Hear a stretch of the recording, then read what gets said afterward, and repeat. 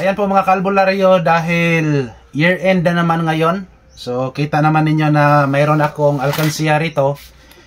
Nakasanayan namin na mag-ipon talaga kami kahit barya-barya lang ang ihulog namin dito. Ay okay lang yan. So ngayon, bubuksan na natin to at para malaman natin kung magkano ang laman nito. So ang plano namin rito ay ipagawa namin sa bahay kasi ang sobrang hirap pag umuulan. Maraming tumutulo sa bubong. At ngayon, bubuksan na natin para malaman natin kung ilan ang laman. Okay? So ito na po ang naipon natin for the whole year. So hindi masyadong malaki mga kalbularyo, pero alam nyo, malaking tulong na po ito sa amin. Ipapagawa namin to sa bahay kahit unti-unti lang.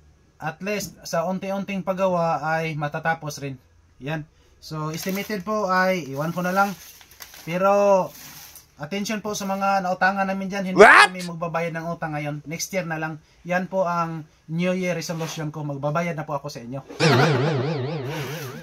Hey, what's up po mga kalbularyo? For today's video, gusto ko lang iparating sa inyo na kung maaari, ugaliin natin ang pag-iipon kahit barya-barya lang. At kahit gaano man yan kaliit ang iniipon mo, I'm sure dumating din sa punto na ito po ay magagamit not just in emergency purposes, but also you can use it as reward to yourself. Yes! But in our case, ang kunting naipon namin ay ipapagawa po namin to sa bahay. Wow! At dahil hindi ganun kalaki ang naipon namin, solo flight na lang akong gumawa nito. Sikap at tiyaga lang po ang requirement dito mga kalbularyo. Mark my word, balang araw po ay makamit mo rin ang pangarap mo. Kaya palaging tandaan at huwag kalimutan, dapat may strong determination ka at may goal sa buhay. At palaging humihingi kay Lord ng gabay para ang buhay ay matiwasay. Sa mga haligi ng tahanan dyan, way labot ng mga yawyawan. What?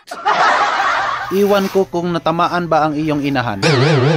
Kailangan ay maging multitasking tayo at huwag mong ikahiya na ipakita sa buong mundo ang talento mo. Katulad na lang ng inyong albularyo, manalagna na karpintero pa.